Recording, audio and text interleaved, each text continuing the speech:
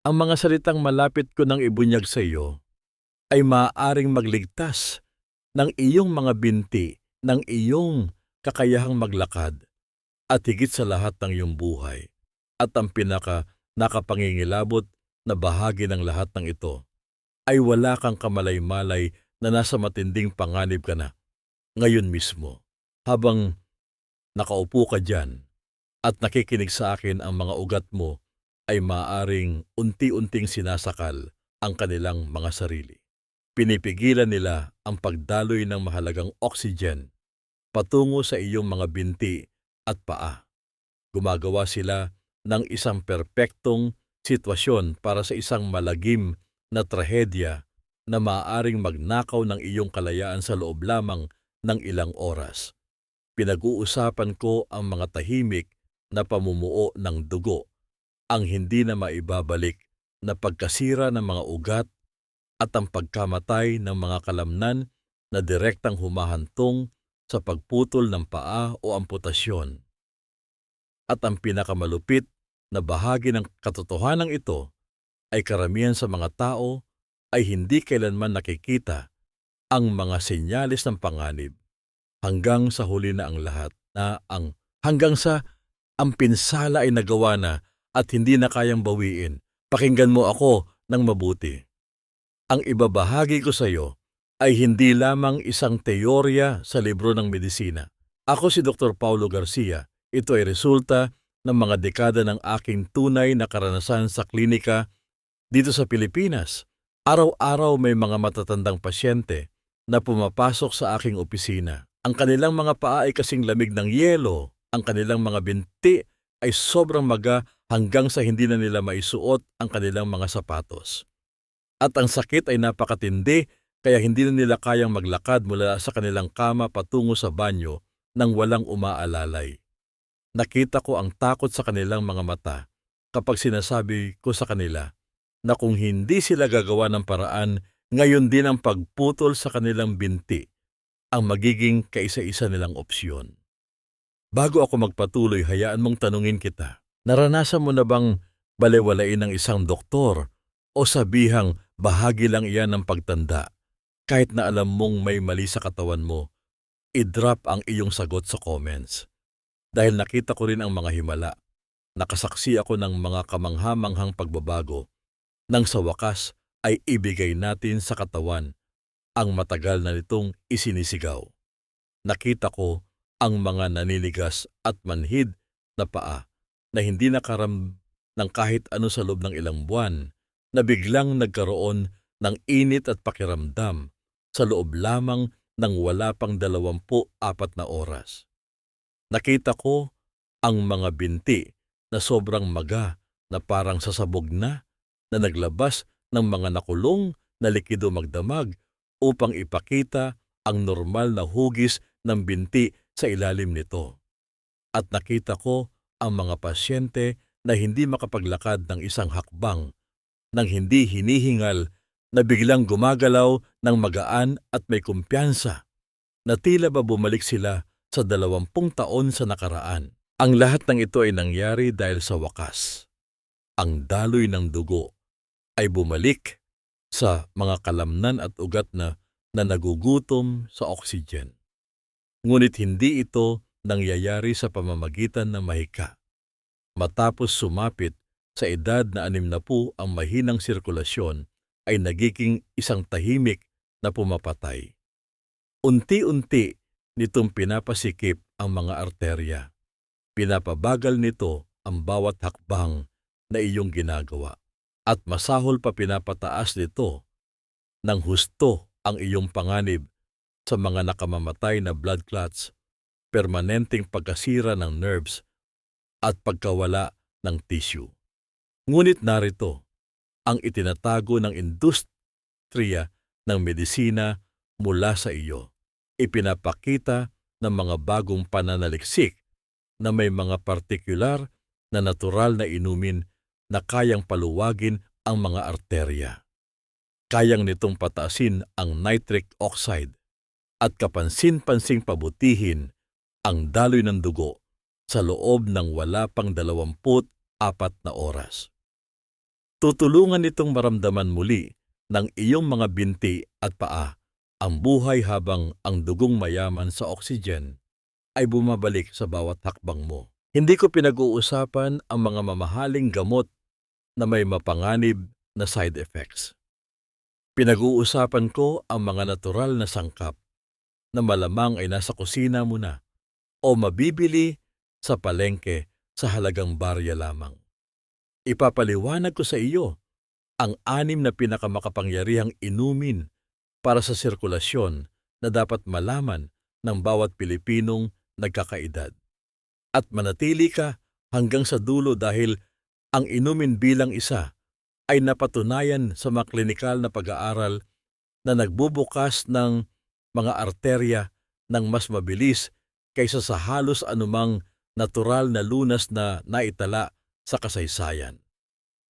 Bago tayo magsimula, mula sa ang probinsya o bansa ka nanonood ngayon at naranasan mo na ba ang panlalamig ng paa, pamamaga o mahinang sirkulasyon?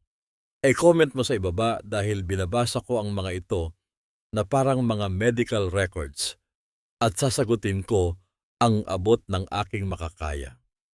Kung mahalaga sa iyo ang mga kwentong tulad nito, i-hit mo na ang subscribe button na ngayon dahil ang susunod na mangyayari ay gugulat sa iyo.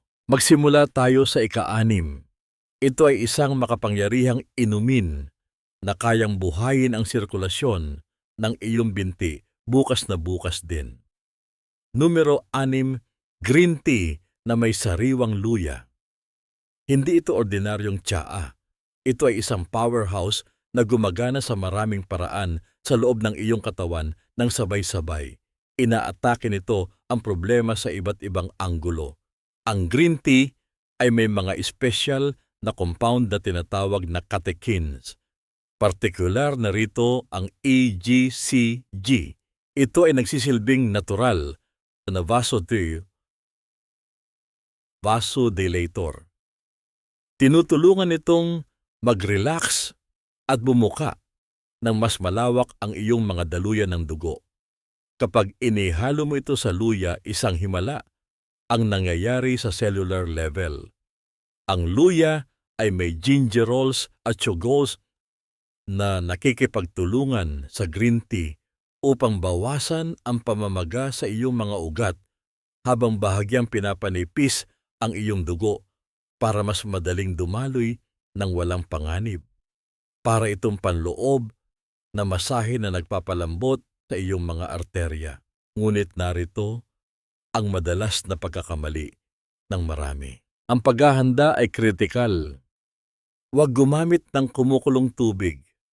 Uulitin ko, huwag kumukulong tubig. Dapat ay nasa 80 degree sentigrado lamang ito. Pinapatay ng sobrang init ang mga compound na kailangan mo. Magdagdag ng 1 kutsarita ng gadgad na sariwang luya. Hayaan itong nakababad ng eksaktong 5 minuto. Walang labis, walang kulang. Ang pinakamagandang oras na inumin ito ay sa kalagitnaan ng umaga 2 oras pagkatapos ng almusal.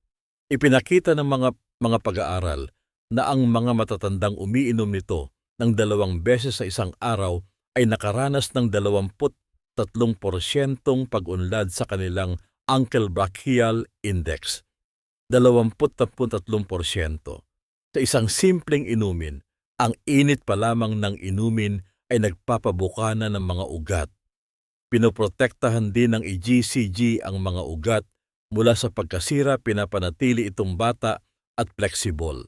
Samantala pinipigilan ng luya ang pagbuo ng mga blood clots. Kung matapang para sa iyo ang lasa, maglagay ng kaunting purong pulot o raw honey. Nakakapagpababa rin ito ng pamamaga. Ngunit kung tingin mo ay kahanga-hanga na yan, hintayin mong marinig ang susunod na inumin na mas mabilis pang umepekto. Ang mga estadistika ay sadyang nakapanlulumo. Ang mga nakatatanda na may mahinang sirkulasyon sa binti ay 3 beses na mas malamang na makaranas ng paghina ng pagkilos, pagputol ng paa o stroke. 3 beses. At karamihan sa mga tao ay hindi napapansin ang panganib hanggang sa ang pinsala ay napakalalim na ang natitirang lunas na lamang ay operasyon o ang tuluyang pagkawala ng hita. Ang mga pasyente ko sa klinika ay madalas umiiyak. Hindi nila matanggap na ang katawan na nagsilbi sa kanila ng maraming dekada ay bigla na lamang bibigay. Ngunit may magagawa tayo. Pumunta tayo sa numero 5. Pomegranate juice o katas ng granada na may kasamang cayenne o siling labuyo o tama ang narinig mo, sili at katas ng prutas. Maaaring magtaas ka ng kilay. Maaaring isipin mong kakaiba itong kombinasyon na ito. Ngunit ang siyensya sa likod nito ay nakamamangha at ang mga resulta ay hindi mapapabulaanan. Ito ay isa sa mga kombinasyon na tila kakaiba sa papel ngunit nagbibigay ng klinikal na resulta na napakalakas kaya kahit ang mga pinakamasusing doktor ay napipilitang maniwala. Ang katas ng granada ay puno ng mga compound na tinatawag na punicalagins. Ito ay mga napakalakas na antioxidant na direktang umaasinta sa endothelium. Iyon ang panloob na dingding ng iyong mga daluyan ng dugo. Tinutulungan ng mga compound na ito ang iyong katawan na gumawa ng mas maraming nitric oxide. Ito ang natural na tagapagpalambot ng ugat ng iyong katawan. Ipinapakita ng mga pag-aaral na ang katas ng granada ay kayang pataasin ang produksyon ng nitric oxide ng hanggang 35% sa loob lamang ng ilang oras. 35%. Iyon ay isang napakalaking pag-angat na kayang literal na magligtas ng iyong mga binti mula sa kamatayan. Ngayon, dito papasok ang siling labuyo o cayenne pepper. Ito ang nagpapabago sa inumin na ito mula sa pagiging maganda patungo sa pagiging pambihira. Meron itong capsaicin ang nagpapaanghang sa sili. Ngunit ang mas mahalaga ito, ang isa sa pinakamabilis na circulation boosters na kilala sa agham. Sa loob ng ilang minuto, pagkatapos mong makonsumo ang capsaicin, ang iyong mga daluyan ng dugo ay magsisimulang bumuka. Ang iyong dugo ay hindi na magiging masyadong malapot at ang sirkulasyon patungo sa iyong mga paa ay bibilis ng husto. Para kang pumindot ng isang switch na gumising sa bawat arterya sa iyong katawan. Pinasisigla rin ng capsaicin ang paglabas ng substance P, isang neuropeptide na tumutulong na idirekta ang dugo kung saan ito pinakakailangan. Para bang may sariling GPS ang katawan mo na hinahanap ang mga laman na nagugutom sa oxygen para maihanda ito ng tama at ito ay napakakritikal. Kailangan mo ng 100% purong katas ng granada na walang asukal o preservatives. Sinisira ng asukal ang lahat ng benepisyo. Nagdudulot ito ng pamamaga at sinisira ang mga ugat. Haluin ang 240 mililitro ng katas ng granada at 1 kurot lamang ng cayenne pepper o pinulbos na siling labuyo. Magsimula sa maliit at dagdagan na lamang kapag nakaya na ng katawan. Inumin ito minsan sa bandang hapon kung kailan madalas bumababa ang sirkulasyon ng katawan. Ipinakita ng pananaliksik na ang mga nakatatandang umiinom nito araw-araw ay nakaranas ng pagbawas sa sakit ng binti sa loob ng 1 linggo. Ang kanilang sirkulasyon ay bumuti ng 31%. Halos 1/3 bahagi ng pag-unlad sa loob lamang ng 7 araw. Ang sili ay magdudulot ng bahagyang init sa iyong katawan. Huwag kang matakot. Ibig sabihin noon ay gumagana ito. Bumubuka ang iyong mga ugat at hinahayaan ang dugo na makapunta sa mga bahaging matagal ng pinagkaitan. Kung mabilis sumakit ang tiyan mo, maaari mo itong sabayan ng maliit na piraso ng tinapay. Ngayon, papasok na tayo sa mas malalim at mas seryosong teritoryo. Kung nagugustuhan mo ang kwentong ito hanggang dito, i-type ang salitang buhay sa comments at lumipat tayo sa numero 4, ang katas ng remolatsa o beetroot at tartary. Ang inuming ito ay gumagawa ng ingay sa sports medicine. Ginagamit ito ng mga Olympic athletes. Ngunit ang epekto nito sa sirkulasyon ng mga matatanda ay mas kahanga-hanga at nagliligtas ng buhay. Ang beetroot ay ang pinakamayamang pinagkukunan ng nitrates sa kalikasan. Ginagawa itong nitric oxide ng iyong katawan sa pamamagitan ng isang nakakabilib na proseso gamit ang mabubuting bakterya sa iyong bibig.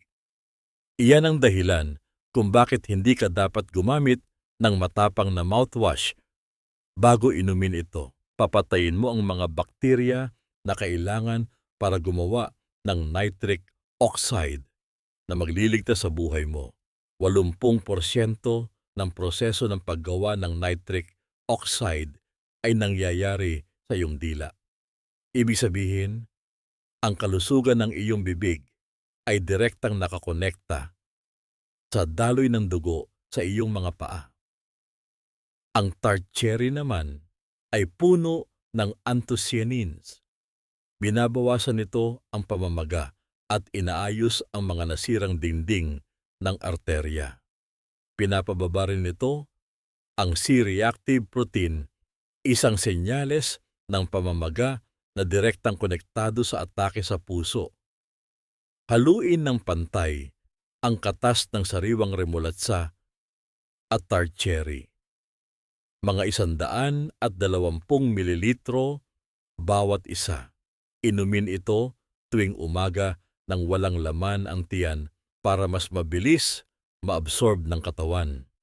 Sa mga klinikal na pag-aaral, ang inuming ito ay nagpababa ng blood pressure at nagpabuti ng sirkulasyon sa binti ng 38% sa loob lamang ng 24 na oras. 38% kalahating araw pa lang iyan. Maraming nakakatandang pasyente ko ang nagsabi na biglang uminit ang kanilang mga paa. Parang may nagbukas ng internal na pampainit sa kanilang katawan na nakapatay sa loob ng maraming taon. Maaaring medyo matapang ang lasa ng remolatsa, kaya pwede kang maglagay ng kaunting katas ng mansanas. Ngunit ang ating ikatlong inumin ay kukuha ng isang ganap na kakaibang diskarte na tiyak na magugulat sa iyo. Hayaan mong ikwento ko sa iyo ang nangyari kay Mang Lando. Si Mang Lando ay 68 taong gulang. Dati siyang tsuper ng jeepney sa Maynila. Isang umaga dinala siya sa klinika ko ng kanyang anak na babae. Si Mang Lando ay nakaupo sa wheelchair. Hindi na siya makapaglakad. Ang kanyang mga binti ay napakalaki at nangingitim. Ang kanyang mga paa ay malamig, walang pulso at ang balat ay kasing tigas ng kahoy. Sabi ng nauna niyang doktor sa ospital, kailangan na raw putulin ang kanyang kanang binti sa susunod na linggo para hindi kumalat ang impeksyon. Tahimik lang si Mang Lando. May luha sa kanyang mga mata. Veterano siya sa pagmamaneho sa buong Metro Manila, kabisado ang bawat eskinita. Tapos ngayon mawawalan siya ng binti. Tiningnan ko siya sa mata at sinabi ko, Mang Lando, hindi pa tayo tapos, may susubukan tayo.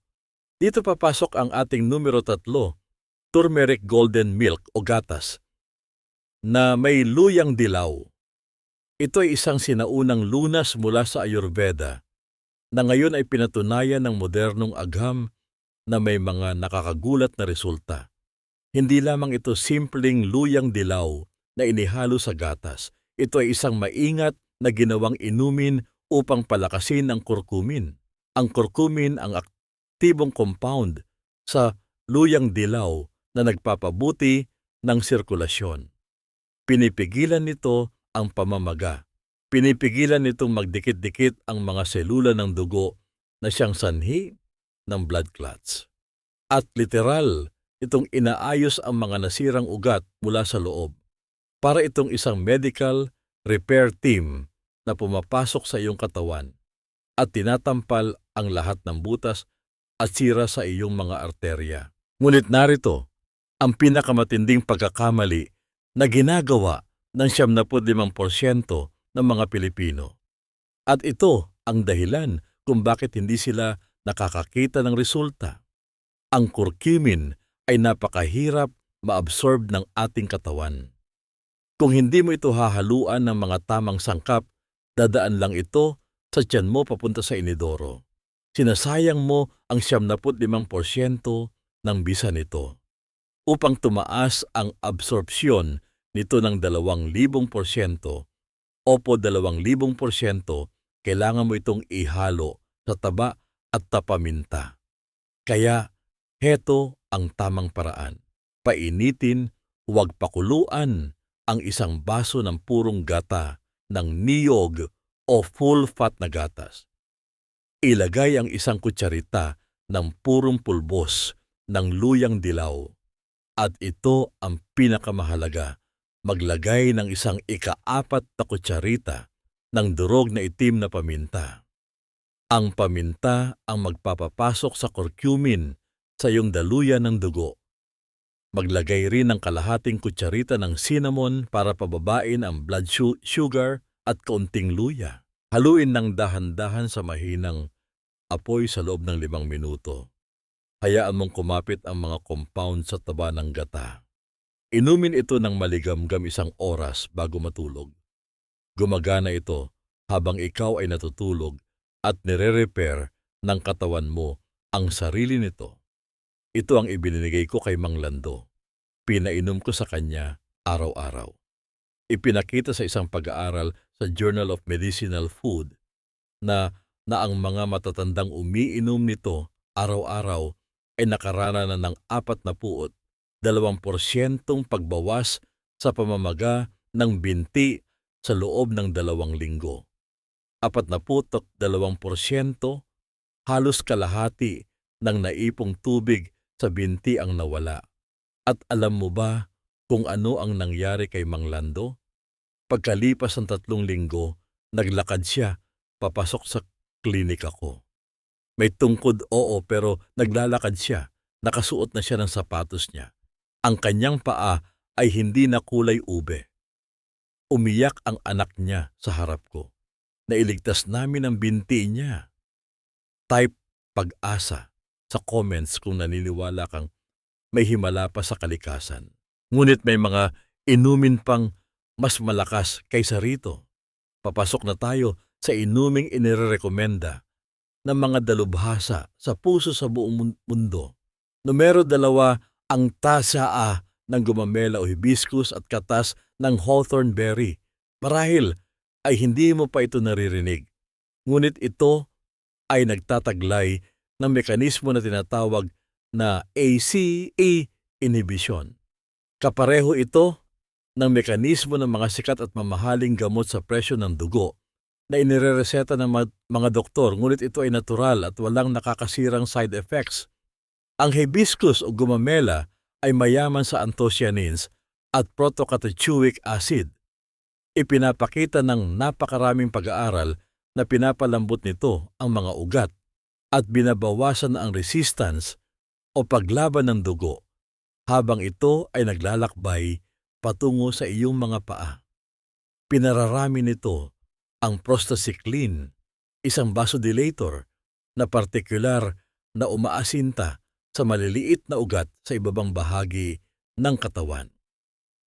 Para kang nagpapadala ng isang pangkat ng mga espesyalista ng direkta sa mga pinaka-problematikong bahagi ng iyong binti.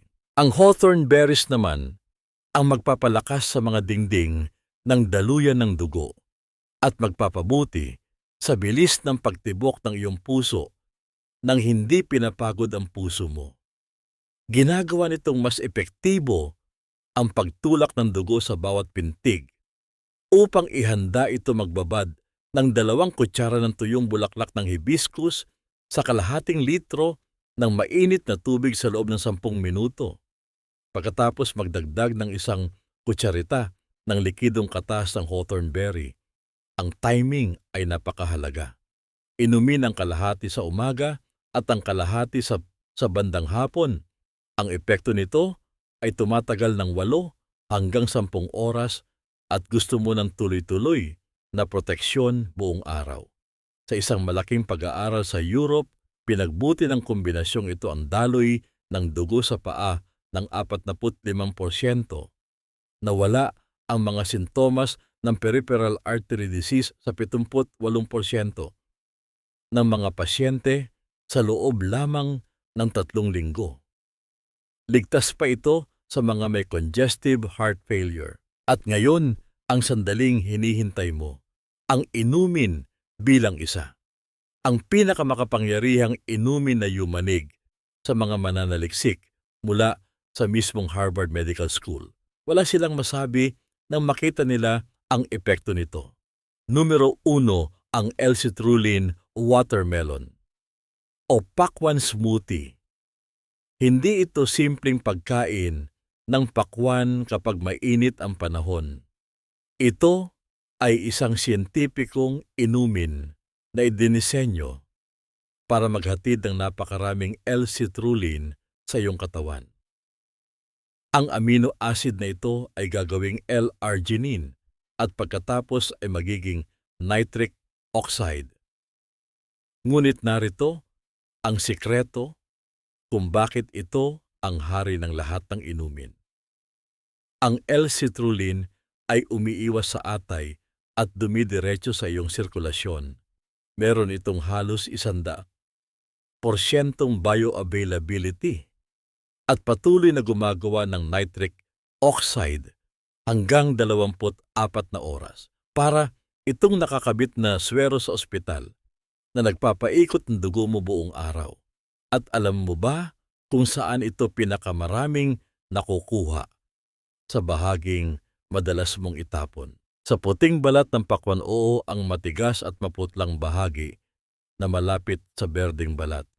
60% mas mataas ang L-citrulline dito kaysa sa pulang laman. Upang gawin ang pinakamabisang inuming ito, i-blend ang 2 baso ng pulang laman ng pakwan kasama ang 1 baso ng puting balat nito. Dapat ay organikong pakwan dahil gagamitin mo ang balat. Magdagdag ng 1 kutsara ng katas ng sariwang kalamansi o dayap. Ang bitamina C dito ang pipigil sa pagkasira ng L-citrulline. Maglagay ng ilang dahon ng mint para mabawasan ang pamamaga at kalahating baso ng sabaw ng buko para sa electrolytes na kailangan ng iyong dugo. I-blend hanggang maging pino at inumin agad-agad. Inumin ito 30 minuto bago ang pinakamalaking kain mo sa maghapon. Sa pag-aaral ng Harvard, sa mga matatandang may malalang sakit sa ugat sa binti na uminom nito araw-araw sa loob ng 4 na linggo, lahat sila ay nakitaan ng matinding paggaling. 52% pag-unlad sa daloy ng dugo at 89% ang nagsabing hindi na pinupulikat ang binti nila sa gabi. 89%. Ang mga pasyenteng hindi na makapaglakad ng lampas sa 1 kanto. Dati ay nakapaglakad ng lampas 1 kilometro nang walang sakit matapos ang 4 na linggo lamang. Nakita mo na ang 6 na inumin. Mga regalong nagmumula sa kalikasan na sinusuportahan ng pinakamataas na antas ng siyensya. Hindi mo kailangang inumin ang lahat ng ito.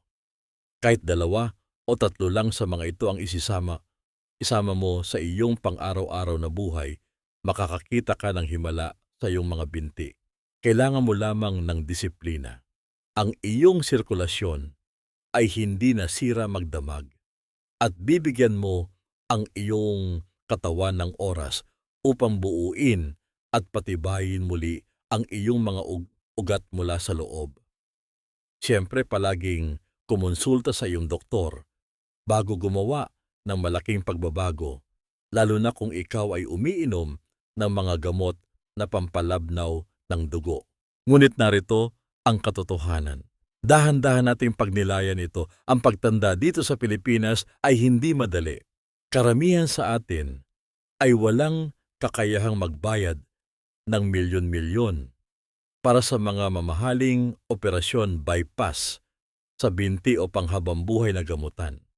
Kapag nawalan ng binti ang isang Pilipinong nakatatanda, hindi lang paa ang nawawala. Nawawala ang kanyang dignidad.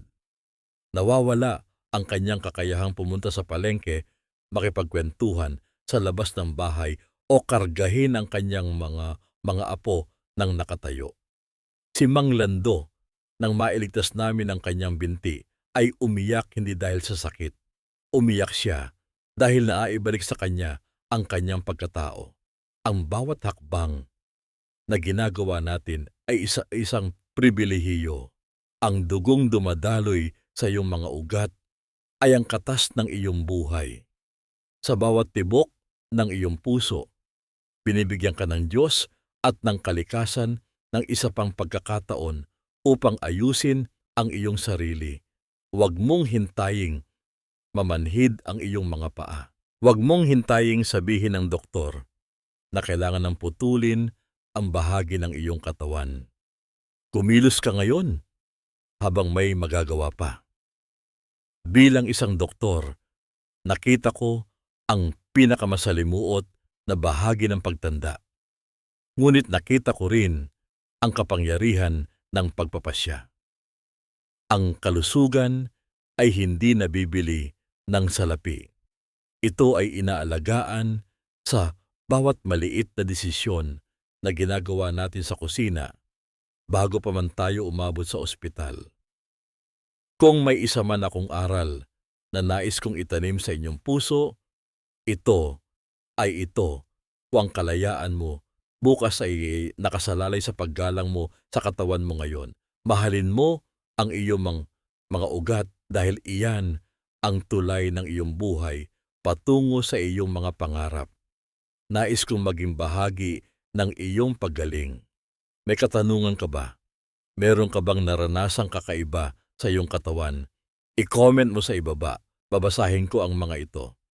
Kung naantig ka o may natutunan ka sa mensaheng ito, i-share mo ang bidyong ito sa iyong mga magulang, lolo, lola at mga mahal sa buhay. Baka ikaw ang maging tulay para mailigtas ang kanilang mga binti at ang kanilang kalayaan. I-click ang subscribe button at samahan kami sa laban para sa isang malusog na kinabukasan ng bawat Pilipino. Ako si Dr. Paulo Garcia at tandaan mo, hindi pa huli ang lahat para maglakad ng walang sakit.